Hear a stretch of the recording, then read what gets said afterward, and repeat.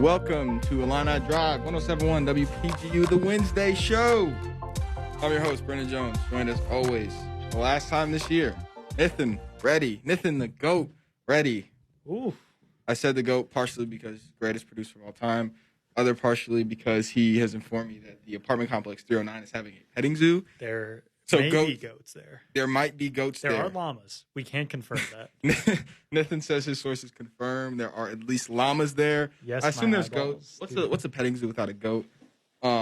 See, is a goat the number one draft pick on a petting zoo board? My number one draft pick. I don't know what your organization is deciding to do. I feel like sheeps might be ahead of goats. Really? Yeah. You could take your sheep. I'm confident in my pick. Softer fur. That's fair, but I mean... And it's a petting zoo, if we're talking about... That is true. The quality of the petting. That is true, but I just feel like goats have more of an allure. Wait, well, what do you mean by that? Now I'm curious. Well, one, last time I saw a goat, you look into their eyes, and they have, like, these really cool eyes that are, like, sideways. It's weird. Like, look at their pupils. It's like a sideways line. I just looked it up here.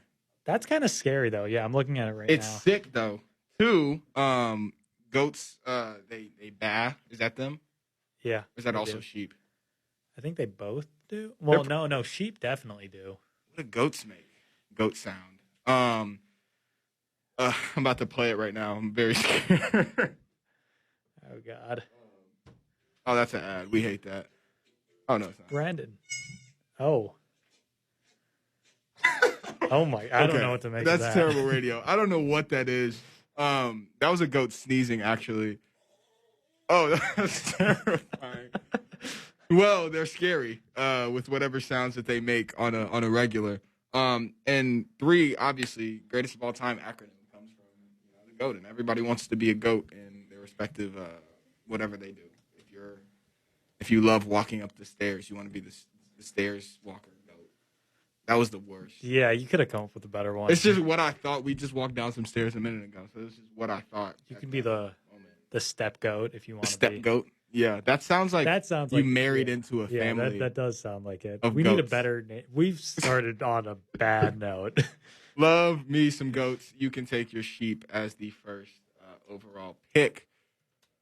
But man, speaking of goats, in terms of revenue sports, in terms of football, this past season was definitely far from the GOAT season for Illinois football. I don't think it's journalistically incorrect for me to just say they sucked. They were bad. I mean, it is technically an opinion, but it's one with a lot of evidence. Yeah, a lot of evidence to support my opinion. If you don't agree with me, if you think that they were good, you weren't watching anything. They didn't win a home game this year. That was tough to watch. We were playing, me and Nithin. And we watched them. We watched them. I was at every home game. Yeah. And they're lucky. Drove back to watch one. They're lucky the Ohio State game got canceled because that would have been destructive.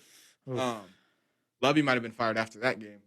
But I came in here planning on talking, and we will talk about our favorite moments from the Illinois athletic year in general.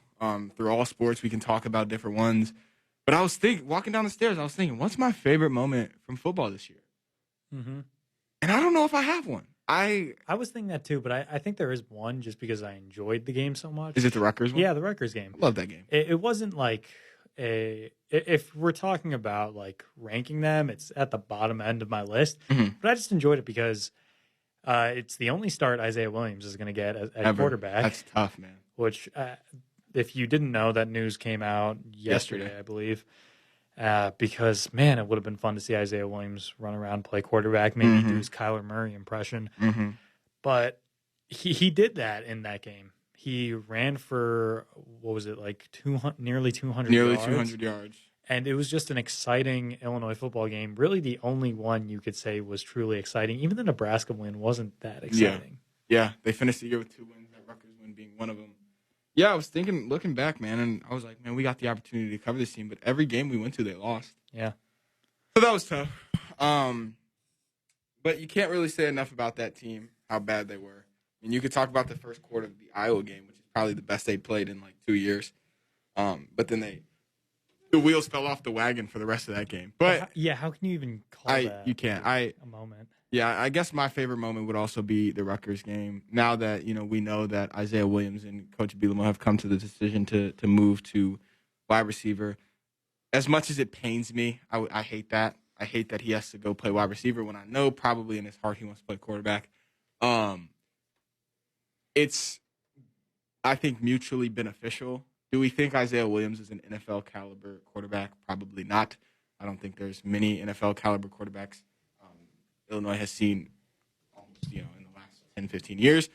But I think that he could be good enough as an athlete to entice some NFL teams in 2 years if he declares for the draft. Playing some slot, playing some gadget play type stuff, Tariq Cohen type stuff.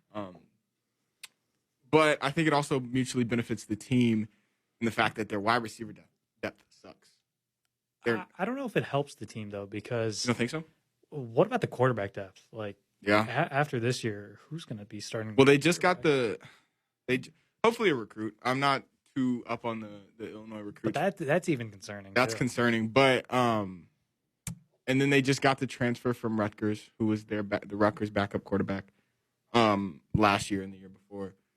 So, yeah, it'll be interesting to see. We don't really know where this team's going to be in a couple years. Obviously, you think with Bielema coming in, he's looking to kind of make his own offense.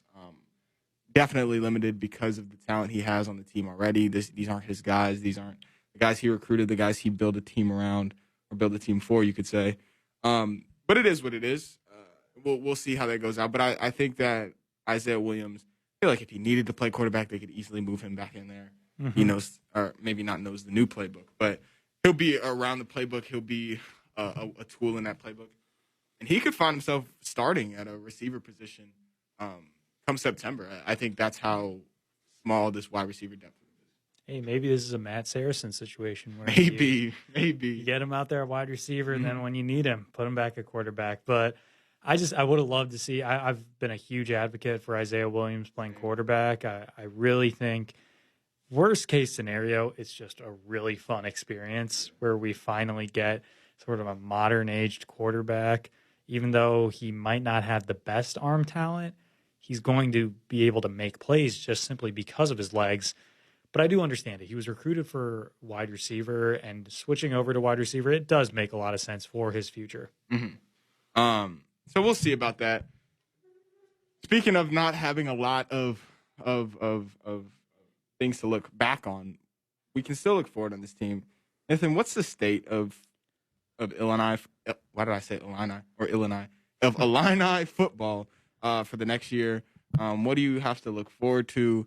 What's going to be different? What's going to stay the same? What's going to suck? What's going to be good? Oof, I mean, if we're talking about what's there to look forward to, I guess it's just newness, you might say. Like, just we don't really know exactly what we're going to get, which is a little bit nerve-wracking, probably more nerve-wracking than anything. But it's also exciting because we've seen sort of the same things happen for the last, 10 years. It's the same style of play. It's the same style of coach. And it hasn't really worked out. And now you get a guy that's proven it in the Big Ten, a guy that's proven it not too far from here, Wisconsin and Madison, and has had success. And, hey, maybe this flops. And honestly, I'd probably bet on that more than Illinois becoming what Wisconsin was with Brett Bielema. But there is some excitement that's generated. I mean, the things that are concerning is just there's not enough talent at this point on the Illinois football team. Definitely. I think that's the biggest concern. I think we kind of, after making that bowl game on some wins that were very, very situational, you look at the Michigan State win, you look at the Wisconsin win from 2016, very, very situational wins. I think we kind of fooled ourselves last year, Lovey's last year, into thinking this team was maybe a little bit better than they were. The talent. Did we though? We said 3 wins. That was what we thought. When I say we, I say Illinois is. Okay. There are people genuinely thinking that Illinois is going to beat Wisconsin that first game. Okay. I mean, how many people? Is it super fan? People who are actually educated? Illinois fans are super fans. Yeah, they are, but there is some realism. Yes, with the basketball stuff, it got a little out of hand, but that you can understand because they were at one point the number 2 team in the country. But with football, it was a fluke win, and then you're talking yourself into maybe potentially. Some people were. I agree. I wasn't, but I think a lot of people expected this team to be at least better. Yeah, going 2-6, 2-6, because they missed that 9th game. I wasn't what a lot of people expected. Wasn't even what I expected. Having a quarterback return, having guys like Hamada Bebe back, having a lot of guys on that defense back, but also you're looking at this next year. You're missing 4 guys who are NFL caliber players, at least in the summer before an NFL season caliber player. Yeah. When you talk about all these guys, so it'll be very, very interesting to see how it all works out. I don't know what success looks like after this year. You know what I mean? I don't know if you can put really a record on it. If Bielema goes this and that, or if Bielema doesn't go this and that, it's a failure. It's a success. I feel like failure is a little bit more clear, and that's just not winning a conference game. You think that's a failure? Yeah, I think just getting 1 win is going to be enough where that'll be fine. Success is, it's probably a bowl game, but it's like that's just unlikely to happen. For sure. Yeah, I don't know if I think they'll win a conference game. I'm not betting money that they're going to make a bowl game. Yeah. They should pick up these non-conference games. I think that's going to be my measure of success, right? This team, I think, is talented enough to win all 3 of those games. Maybe not they play Virginia. The Virginia one's a little bit iffy. That's more of a non-conference game that you don't see usually. They also have to play Nebraska in that first game, but I mean, we'll see. This team could be good, or could be good for a first coaching year standard, if that makes sense. He's coming in with none of his own guys, all that stuff. So we'll see. But I think that success is more how they play on the field, how they interact with each other, how the players feel about it. If guys are starting to, decommit, quit the team, like we saw sometimes at points at last year. If recruiting is picking up throughout the season, if now the recruiting restrictions are kind of easing, if those recruitments are coming in, we saw a little bit of that over the past few weeks with Bielema. We'll see. That's all you can really say. But yeah, I don't know if you can put like a numeric value win-loss wise on success and failure. Yeah, I mean, if we're being honest, there's no really success for this season. For sure. And the success is 4 years from now. Are they an 8-9 win team at that point? Mm-hmm. Because that's really what success is. It's about getting long-term, sustained success and winning close to double-digit games each year, which Illinois hasn't done in like half a century. Yeah, 100%, man. Success, failure. Hate those terms. Yeah. Hate those terms when you're coming in. It's tough. Especially as a student. But a team that, while it may have ended in some failure, had a very successful year. Illinois basketball, man. Yeah. It's good to look back on that. I think, especially the last half of the regular season, was some of the most exciting times, sports-wise, that I've had on campus in my 3 years. I'm sure you feel the same way. It felt like everybody was in that team, kind of culminating in the climax that was the Big Ten championship win over Ohio State, that overtime game. When you look back at this Illinois basketball season, what are you going to remember fondly? I'm just going to remember the excitement I had for each game, because there was no game I went, whether it was going to at State Farm Center or watching on. If I'm being honest, I enjoyed just the away games because I could actually watch the game and really experience it.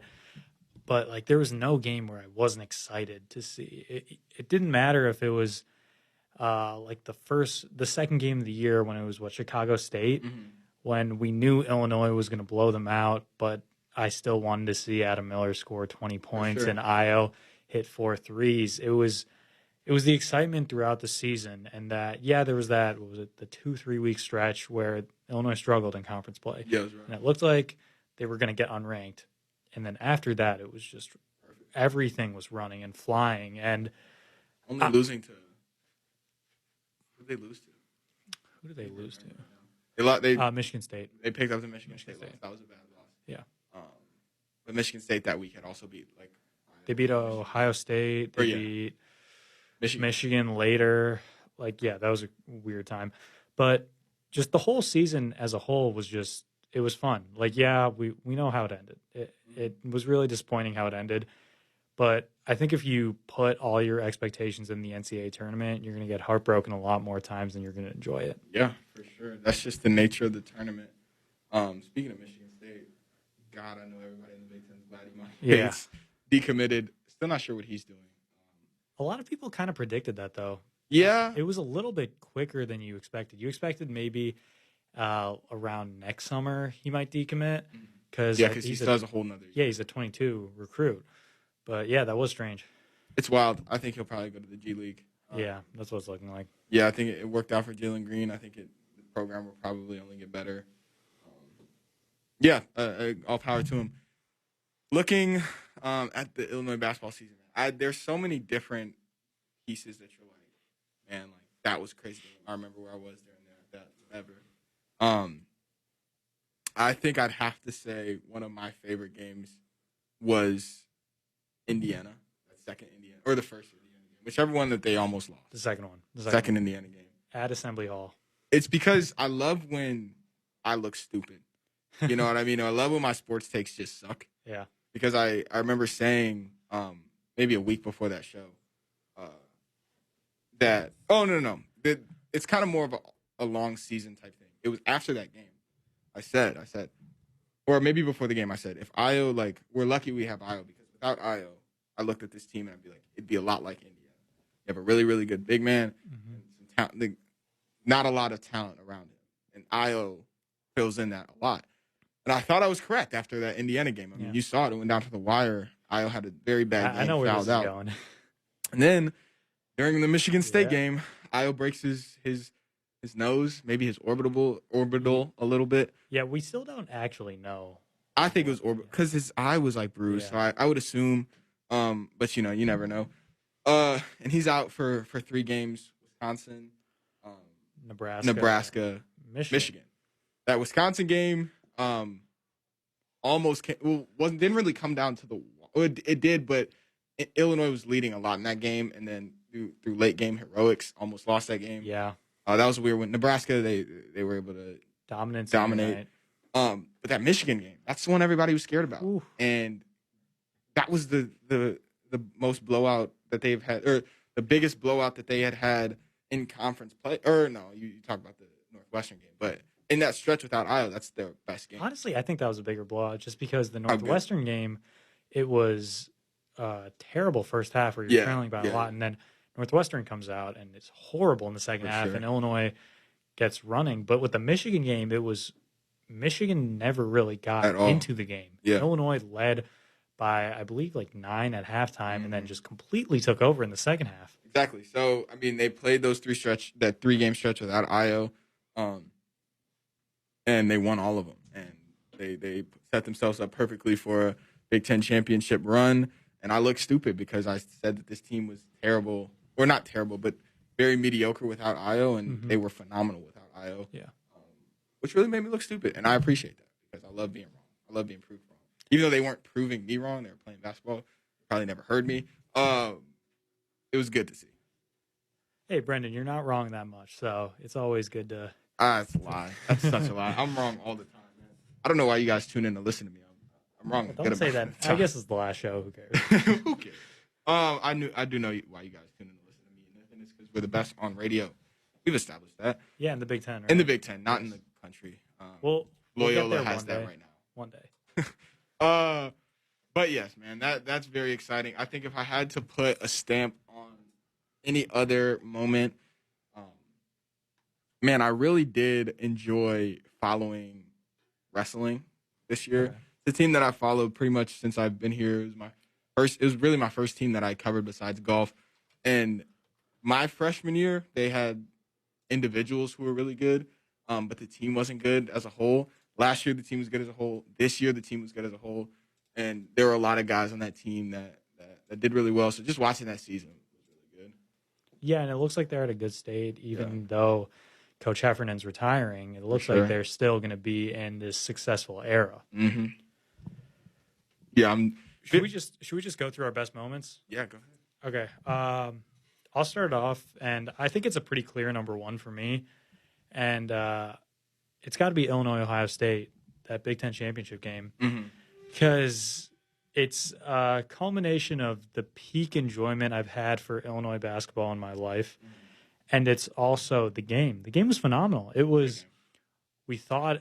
I was at Legends watching it, and it's a blowout in the first half. Everyone's excited. I'm like, all right, I'll just go back to my place and watch it and make some food. Sure. And then Ohio State comes back, and it's close, and it goes to overtime, and then you get a couple great Andre Curbelo plays. It was just a phenomenal game, phenomenal moment. I was just so happy to be able to be in college during this time. And it's probably my favorite moment. I think it trumps the Illinois-Wisconsin game from last year in football, partially because I wasn't here. I was studying abroad at the time. Also, it feels like this one's more legitimate. Yeah, it does. It's not like we were the underdogs. Right. It was, hey, we proved that we were this good. That's my number one moment. And losing to them earlier in the season. Yeah. Being able to flip that was really good. I think my number one moment is still that Michigan game, which sucks because, I wasn't. But I thought they were going to lose that game by a lot, and everybody stepped up. There wasn't a player on that court that did not just have a great game and was able to go and dominate and really show Michigan. And I don't really get into the whole Illinois should be should be this, should be that a lot of the Illinois Michigan fans bicker over. But it was kind of nice to be man, Michigan, this team that we saw as the best team in the Big Ten for the entire year, just could not hang with Illinois in that game. And if they ran a 7-game series full health, I don't know who wins that game, or that series, but it was just so nice to see in that moment that there was it looked like Michigan, there was no hope for them ever. Since the first bucket, I didn't feel like there was any hope for them. Yeah, that was my number 2 moment. And everything you said is correct. I totally agree. And the Twitter feud definitely added to the fire, and it was 100%. Great. 100%. My number 2 moment is actually the Ohio State game. Okay, that's fitting. Flip-flopping. No, I think it was just insanely good. And it was such a when you get into the tournament atmosphere, as we saw in the second tournament, in the NCAA tournament, you never know what's going to happen. Right? Illinois lost to Rutgers. They could have lost to Rutgers in that first game in the Big Ten tournament. But the fact that they were able to go through in every game that they played in that tournament really just showed that while, yes, Illinois lost to Loyola, I don't think this team was fluky. I think that they were legitimately the best team in the Big Ten, and they kind of just hit a hard draw with Loyola, a bad matchup, coming in on a bad night, and Loyola got the best of them, but that's basketball.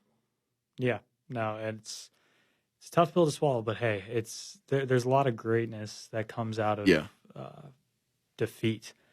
Okay, number 3. I'm going to go to non-revenue sports now. Okay. Illinois beating USC in tennis. This was a huge moment. It was an Illinois tennis team where you didn't really know how good they were coming in, and then boom, right out of the gate, beating the number 1 team in the country. And we've seen how it's escalated. Illinois is now one of the best teams in the country, beating Ohio State, becoming Big Ten champions. They're on, I believe, a 17-game win streak. This was the one that really started it, though. This tournament at Atkins Tennis Center, where the Illini got things rolling, and it looks like they could have a really great end of the season as well. Yeah, I actually think my number 3 is the Illinois-Ohio State Big Ten championship from past weekend. Okay. Yeah, I think, how it happened. That was your number 2. No, my number 2 was basketball. Wait, what was your number 3 then? Now I'm confused. The Illinois-Ohio State tennis. Oh, tennis. Tennis. Okay. My bad. That I was thinking about it in my head. I was like, I thought because you were talking about tennis, it wouldn't have been confusing, but I probably made it confusing anyway. That's all good. It was 2 championship games against Ohio State. Right, exactly. That's one thing I just realized. But yeah, I think coming in, losing to them early, very similar to a very similar situation to basketball. Losing to them early in the season, and then having to face them in the championship game, not really knowing for certain what that game was like. I know Ohio State led a little bit late in that game. Or in the basketball game, Ohio State also led in that tennis match.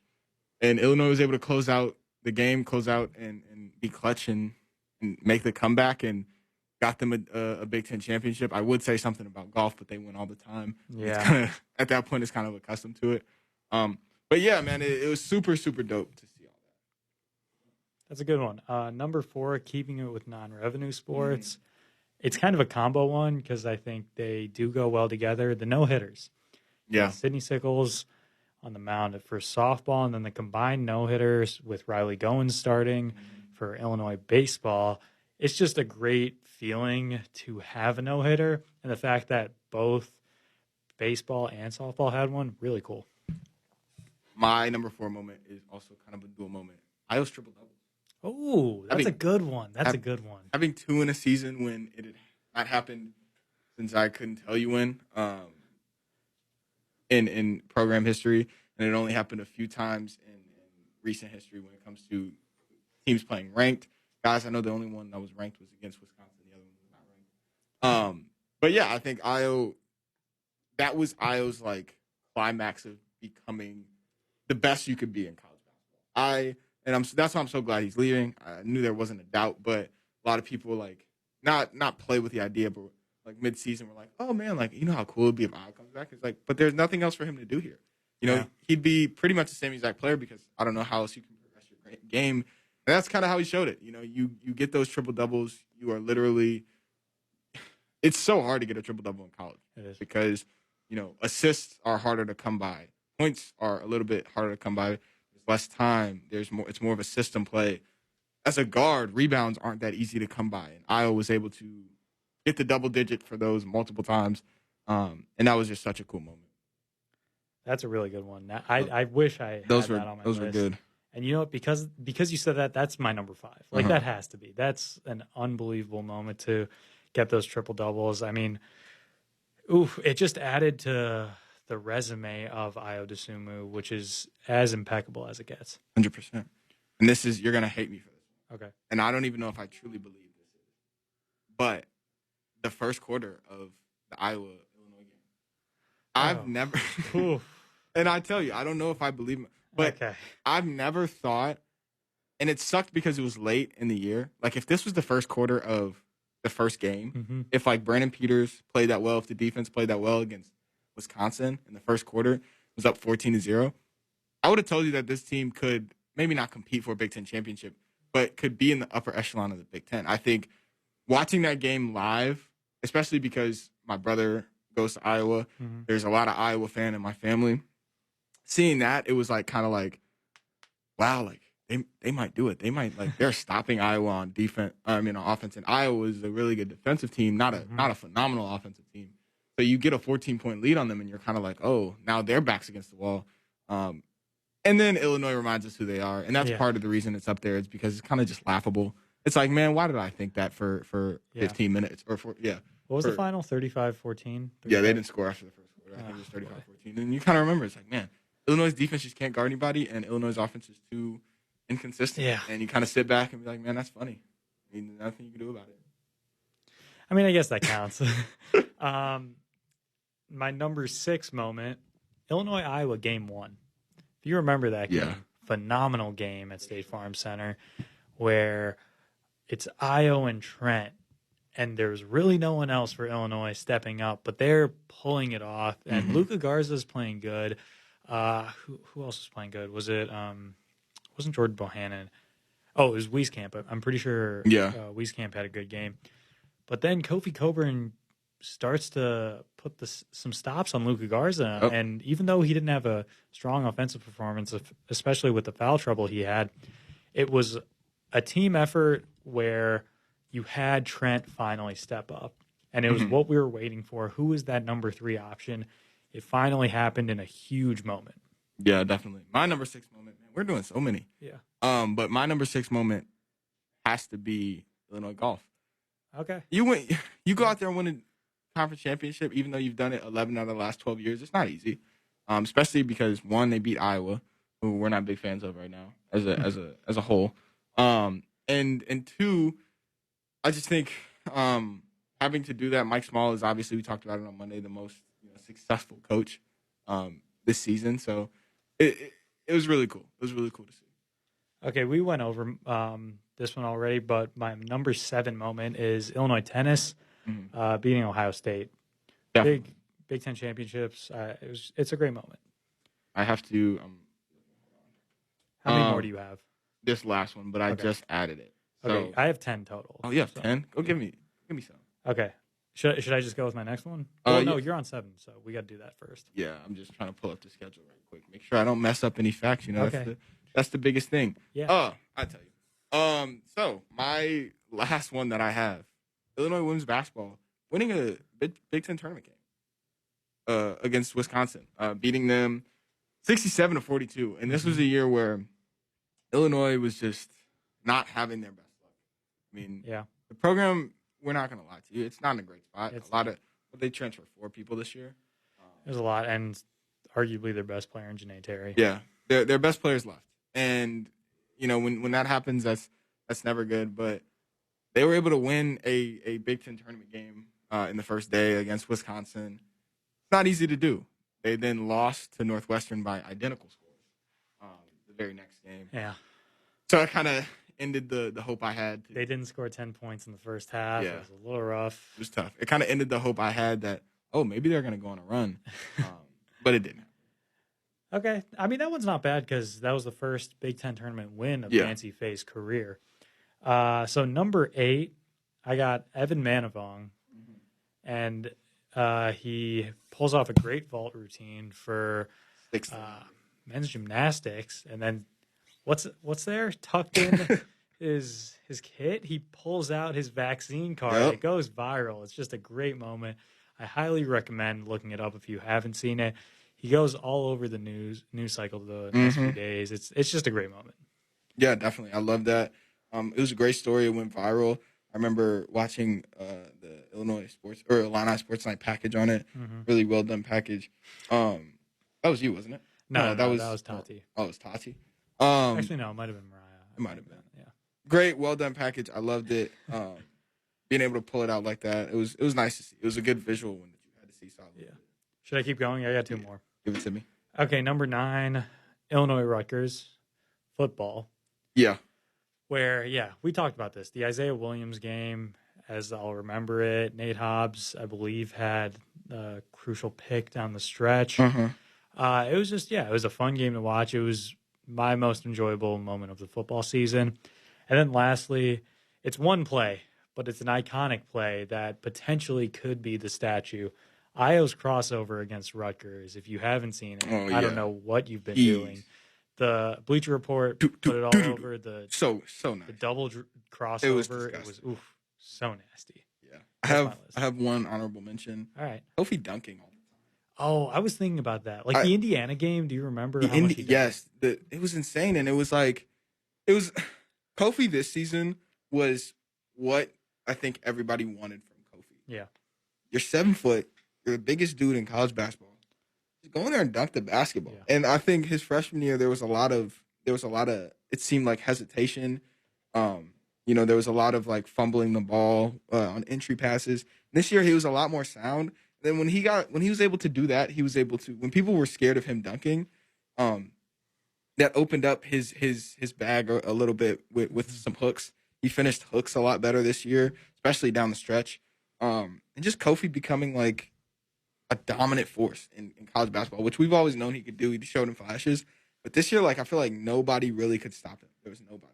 Yeah, it's kind of like if we're throwing it back to, I forget which title game, but Georgetown Villanova, and John Thompson told Patrick Ewing, block everything, even if it's a goaltend. It's not the exact same because that strategy didn't work because they just gave a lot of points, but it's the same logic where the block was so scary that it just changes the way you play. Kofi's dunks, Kofi's blocks also, just the physical domination that he had at those moments completely changed the way teams played against him. It's the reason why really only one center bothered him, Cameron Krutwig.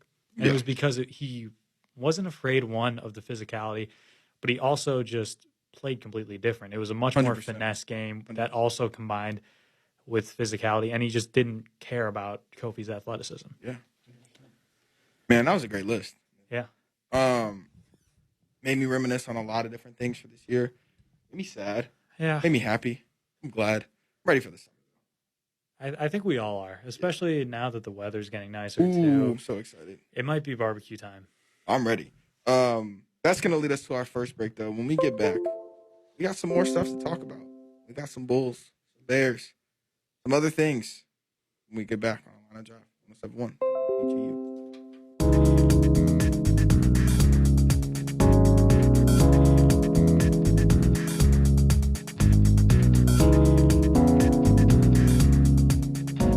WPGU. Welcome back to Illini Drive, 107.1 WPGU. It's not often that I lie to you guys. I didn't really lie. We'll be talking about, I assume, some Bulls and Bears players. Yeah. But today... Slip of the tongue. Slip of the tongue. Let's call it that. Yeah. Today, to close out our last episode of the year, me and Nithin are going to do a draft. A draft that consists of our favorite athletes of all time. Nithin will go first. No, we got to do this officially, Brendyn. Oh, we're doing a coin toss. We're doing. Lottery. All right. I'll call it in the air. Yeah, call it in the air. Heads. And it is tails. Okay. Man, that is rigged, bro. That is really rigged. So, what is it? The 92 draft. What'd you say? You want to just go back and forth? Let's do it. Okay. Nithin, you with the first pick in the official who's the best athlete, who's your favorite athlete of all time? Nithin, Reddy with the first pick. You're on the clock. I will take this is the most obvious choice. The easiest decision of my entire life. Derrick Rose. Oh, whoa. Well, yes, that would have been mine, but I thought you were gonna pick Michael Jordan. See, okay, I don't even have Michael Jordan on my list. Oh, really? And it's because I didn't experience it. Like none of it. So that's fair. I don't. The people on my list are athletes that I've watched. Okay. And who I enjoy watching. That's I haven't very fair. picked anyone that I haven't seen extensively. Okay, cool. Okay, thanks, because that helps my draft strategy. So I know I don't have to. I can save some people for later picks. Well, I just listed mine in order. How did you do yours? I listed out a bunch of guys that I love. Okay. And if you take them, then they're off the list. All right, fair enough. Derrick Rose is off the list, man. That hurts. He was going to be my second, maybe my third overall pick. Okay. But with my first pick, man, I'm picking Jimmy Butler. Oh, that's a good one. Jimmy Butler has been my favorite athlete since probably 2015. His story is insane. What he went through, growing up as a kid, being homeless, going to JUCO, going to Marquette, being the 30th pick, and then being a guy who I think is, for the last few years, has always been maybe just a step behind a legitimate MVP conversation guy. Mm-hmm. There's never really been a moment where you're like, oh man, he's MVP, but there's always been since probably 2017, he's always been a second tier MVP type guy. All NBA, but not all NBA. Right, exactly. But man, I love the way he plays. I love the fact that he doesn't need to score, but he is also easily one of the best fourth quarter options we have in the league. Just because he plays the game at his own pace, and he's so hard. Even though he doesn't really have like a extensive like repertoire of moves, he's so hard to stop. Yeah, he gets where he wants to. He's physical. He also is one of the best defenders in the league. Totally. He also, every situation he's been in, he's been right. When he left the Bulls, me or Fred Hoiberg, he was right. Yeah. When he said the Wolves were soft, he was right. And when he said that the Sixers had chemistry issues and he wasn't really vibing with it, he was right. And now he's in a situation where I think he really has fun and he loves the guys around him. He loves the organization around him. And last year, his first year there, they made the finals. I love Jimmy Butler, and I wish him nothing but success. Some great moments too. Was it 40-point triple-double? Yeah. Arguably one of the best performances in finals history. Yeah. Like the fact that you can say that about Jimmy Butler, that's really cool. Wow. Okay, my number 2 pick, we're going to stick with basketball. He's the most exciting player in the NBA right now. Wardell Stephen Curry. Oh, of course. Oh, man. The thing with Steph is, like, I've just loved him since college. Sure. And granted, I'm not going to tell you I'm this diehard Davidson fan that watched him in, no, they weren't in the Sun Belt. They were in the Southern Conference at the time. But once I saw him in the NCAA tournament, my eyes were stuck to the TV. I remember that Wisconsin game, that Gonzaga game, that Georgetown game, that Kansas game. He is the most exciting college basketball player I've ever seen. And he's also the second most exciting NBA basketball player I've ever seen, which gets him number 2 on my list. Who's first, Derrick Rose? Yeah. There is some sentimental value with Derrick Rose also, but like the stuff Derrick Rose did, partially because I was 11 and 12 years old during his peak, which is like the perfect time to be watching your favorite athletes. It's just he was the most incredible player I've ever seen. Nah, big fan of Stephen Curry. I love him. I'm gonna move sports right now. My second favorite athlete of all time in this draft, Devin Hester. Man. Oh, good one. Okay, Devin Hester was on my list, but a little bit lower. Right. Devin Hester, for me, as a young kid growing up, being 5, 6, 7, 8, watching the Bears back when they were good and they made that Super Bowl in 2007, it just felt like Devin Hester was the guy. And he wasn't the guy that, like, it's not like everything ran through Devin Hester, but he was the most show-stopping returner. He was the most dangerous returner of his era and arguably of all time. And everybody was scared to kick to him. His numbers dropped because people just wouldn't kick to him. And you just look at his highlights from whether that be his rookie season or years after that, and he was just so amazing. And it's rare that you can sit back and look at your own personal favorite team and be like, we have the best blank of all time. And I am confident in saying that the Bears have the best kick returner. Yeah. And I love it. Best returner, period. Yeah, you could make that argument. Love it. That's a great one. I'm still sticking with basketball. I think it's pretty clear that basketball is my favorite sport. Yeah. But this is a guy that I know for certain is not on your list. But I love him to death. I love his play style. I think he's so underrated. And his 2017 season was such an exciting season for me and for maybe no one else that lives within like a 400-mile radius. Gordon Hayward, my number 3 player. You are absolutely correct that he is nowhere near my favorite player. And that's okay. Like, I understand a lot of people do not. You're funny. Yeah, I agree with you. Yeah, no one should think of Gordon Hayward, especially from this area. I was like, like who wouldn't be on my list? I'm like thinking maybe Russell Westbrook, maybe like da-da-da. Like you didn't know me in high school, but I was such a Gordon Hayward guy? Utah Jazz guy. That's fair. Like, I was, Bulls obviously number 1. Yeah. But the Utah Jazz, I loved watching Gordon Hayward. I loved that team with George Hill and with Shelvin Mack and with Rudy Gobert, all these guys. But Gordon Hayward was the engine of that team. Yeah, and Kobe dropped 60 on him for their last game. That is true.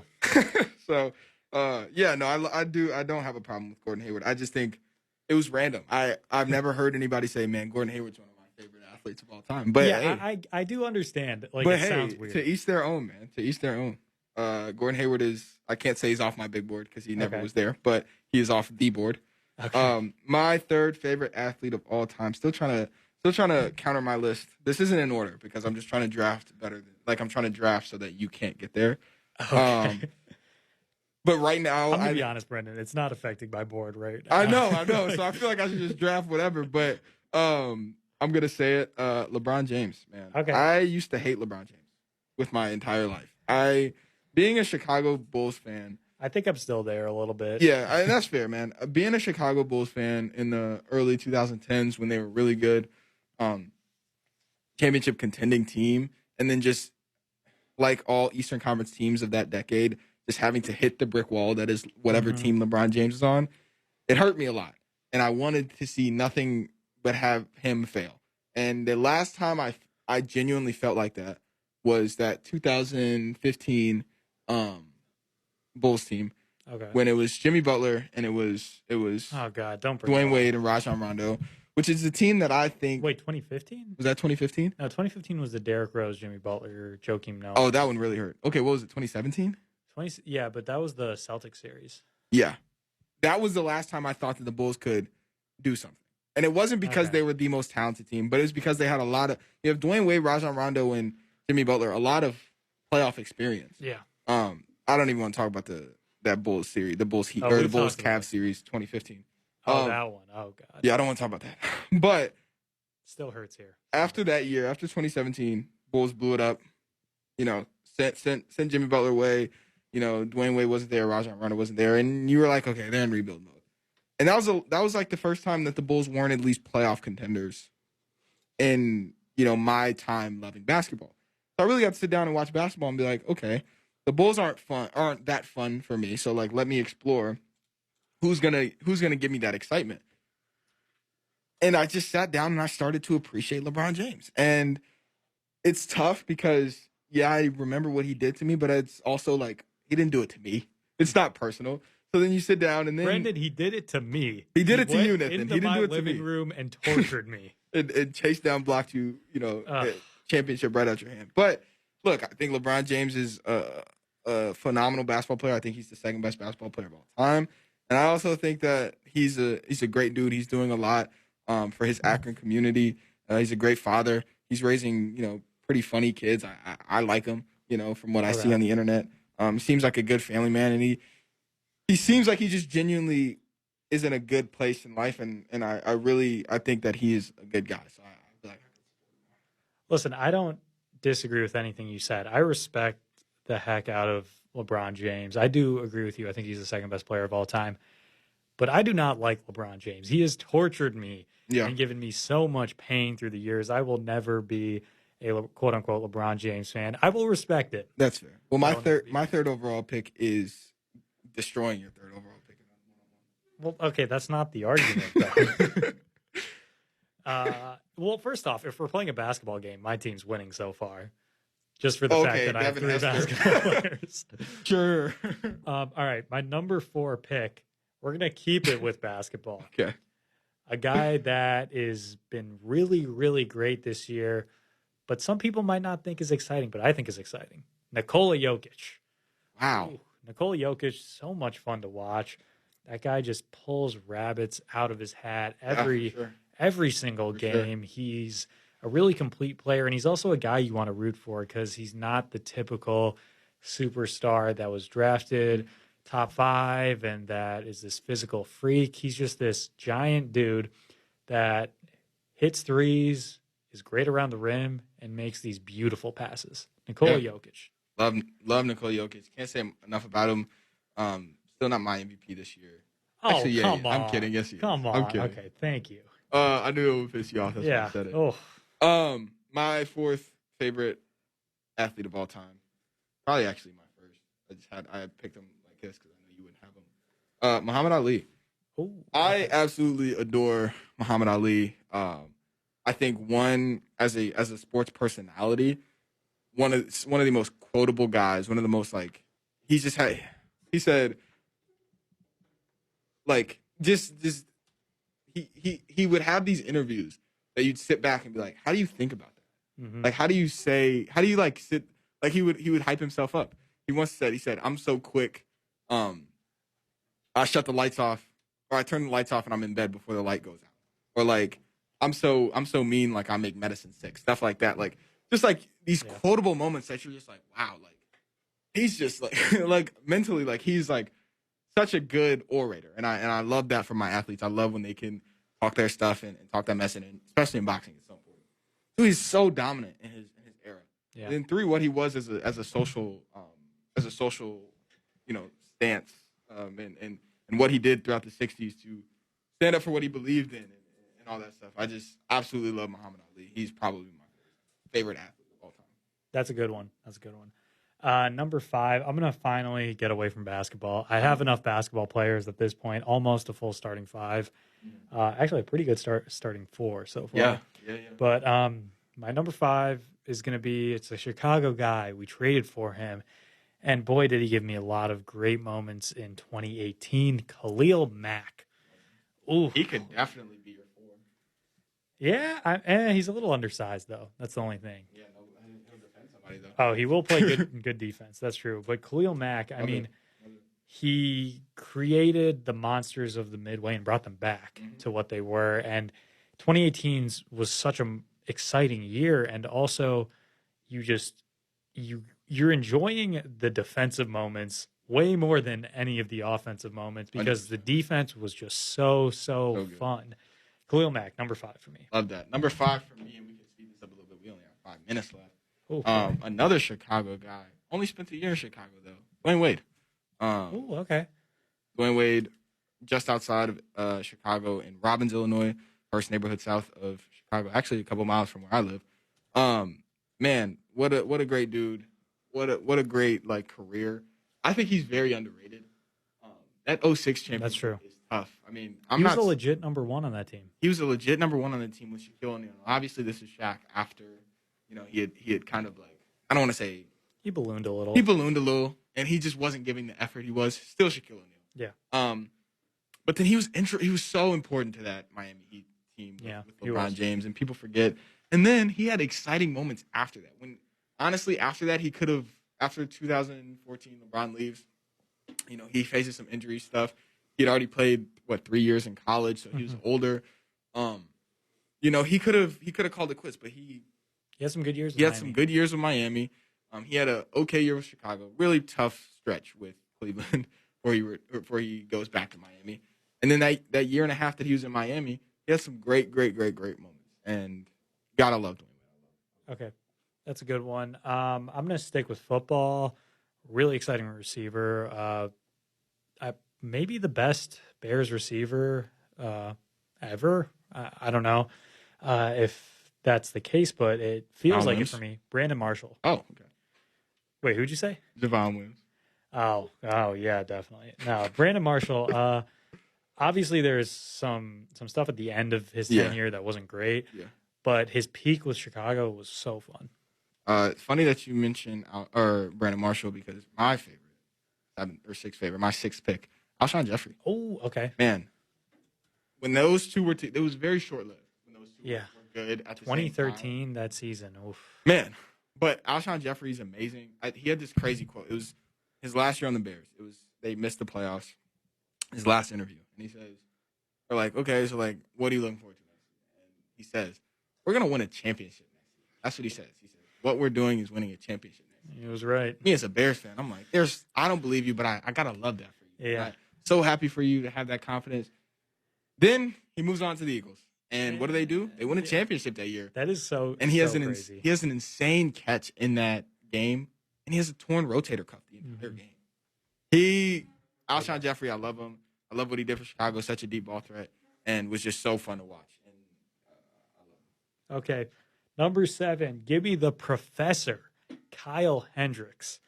I love watching that guy on the mound. He's been struggling this year, but he's got the perfect combination of intellect with 0 speed, and it's so fun because you get guys whiffing at 88-mile-per-hour fastballs.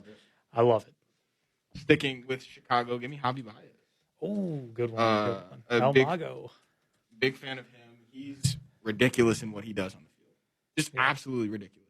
I don't understand how he processes information that fast. The ball comes to him. He knows where to apply the tag. Base running, he knows where to get around people sliding. Sure. Does he strike out a little bit? Mm-hmm. Yeah, of course. Sure. Yeah. But his moments, when he is doing his thing, he's one of the most exciting players in baseball. You love him. Okay, number 8, you might disagree with me, but for me, it's one of my favorite athletes. He didn't have a good professional career, but boy, was he exciting in college. Johnny Manziel. Okay. Brendyn. I hate your list. You might hate my list. No, I only hate that. That's the only one I absolutely don't like. The thing is, okay, I am kind of disregarding some of the stuff that I just think it's so funny. I guess that'd be like me being like Christian Laettner. Oh, yeah, go for it. Christian that. Laettner, why not? Adam Morrison, put him in. No, absolutely not Adam Morrison. Are you gonna? I don't know. He was just the most electric college football player. He was electric. Yeah. And I'm not gonna not say that. Now I'm going to clinch in on my list. I know my last 3 picks. Lamar Jackson, number 8. Oh, okay. Love Lamar Jackson. I think he's hilarious. He's a great follow on Twitter. First off, I just chose the white, less athletic, worse version of Lamar Jackson. That Johnny just had Manziel is more the less fun- athletic, that had white, wait, worse version. that had more fun moments in college. That's the difference. Off the field, sure, you had more. Are you kidding me? The Alabama Bro. game where he loses Do the you ball, gets forget it. how Lamar Jackson was destroying these people in the red? Like Yeah, he but was. he didn't have the moments. He had the plays. He didn't have the moments. Yeah, I mean, you could argue that, but who has the MVP? Who has an NFL MVP? It's Lamar Jackson. Well, I'm not arguing that. Wow, that's funny. Just love Lamar Jackson. Okay. Big fan. Solid. My number 9. I mean, do I stick with basketball? No. Let's switch it up. Mm-hmm. Let's go to tennis. Okay. Really exciting tennis player that has been the best and most dominant tennis player on clay, Rafa Nadal. Okay. Love Rafa Nadal. Love that. I love that. Not a huge tennis fan, Okay. so I have no tennis players on my list. My 9th overall pick, man, I got to do it to him. Captain Kirk Heinrich. Love Kirk Heinrich. Kirk. I'm a defender in the fact that I think that his jersey should be retired in the rafters of the United Center. Not for anything crazy that he did. The fact that he was willing to fight LeBron James every time LeBron James stepped foot on the court with him. Also, the fact that he is the number 3 bull in games played as a bull behind Jordan and Pippen. He's still the 3-point leader, right? I think he is. Yeah. Love Kirk. It's a good one. I'm going to finish it off with a guy that's been dominating this season. Unfortunately, he's not playing right now, but Zach LaVine. I mean, Zach LaVine's just been so much fun to watch. In an era where Bulls basketball has not really been exciting, Zach has provided that. Love Zach LaVine. My brother actually works at a golf course in the suburbs of Chicago. Met Zach LaVine. Was golfing. Really cool. LaVine confirmed today that he tested positive for COVID, and that's why he was out so long. But he did say he wants to come back. He's not being shut down for the last 7 games, even though they probably won't make the play-in. But he wants to finish the season out strong. My last player, and one of the greatest to ever, hold a basketball and do crazy things with a basketball, Larry Legend Bird. Oh, Larry Bird. Man, I love him. So you didn't have Jordan on your list? Oh, I didn't. Yeah. That was an accident. That's not a sign. That's tough that I had LeBron and not Jordan, even though I think Jordan's better. But man, Larry's just so fun. He was so fun to watch. He went out there one day and was like, "I'm just gonna use my left hand." Yeah. Okay. All right. That's ridiculous. First off, I will debunk that in like. He didn't use his left hand? If you watch the highlights, he does not take a lefty jumper. He takes a lot of lefty layups, and he takes some righty jumpers. So I do. Nithin's a hater. I like Larry Bird. I think the mythology of it all is really cool. But I just Okay. I do not like that one story. He came into the 3-point contest and said, "Who's coming in second?" that and then was sick. shot it with his sweats on. Yeah. That's not myth. Do you have any honorable mentions before we head out? Michael Jordan. Right now, Roquan Smith. Okay. Big fan. You're gonna hate me for this one, Buster Screen. Oh God. JJ makes fun of me all the time. What about you? First off, you got mad at me for having like Gordon Hayward and Johnny Manziel, and you said Buster Screen. Buster Screen has the best name on the Bears. He's not one of your favorite athletes. He can't be. He's not, but I think it's funny. I love Buster Screen. Okay. Shout out to you, Buster. I'll just list out a bunch: Kyle Guy, DeAnthony Thomas, Tim Lincecum, Tim Howard, Carly Lloyd, Sabrina Ionescu. I would assume. Well, yeah. I'd say that. How did we not put Io? I feel so. We feel illegitimate. You know, we talked the entire show about Io. We can list some other athletes. Derek Lee, Aramis Ramirez, Carlos Zambrano. Lena Delle Don for me. Oh, Elena EDD Delle was Don. cold, bro, back in Chicago. Cold. Yeah, that was a great list. I love that. Yeah. Man, signing off for the last time this semester. It's gonna be what? Josh said he's gonna be here next week. I don't know if I'll help him. I don't know when I'm going home. I know you're going home tomorrow. Yeah, I'm going home right? tomorrow. So this is the last time I'll be able to see Nithin for a minute. But man, see y'all in August or September or whenever. Yeah, hopefully. 3-4 months. That's wild. I hate that. Signing off for the last time. It's Brendyn. For me, for Nithin, it's been a line out drive. 107.1 WPGU.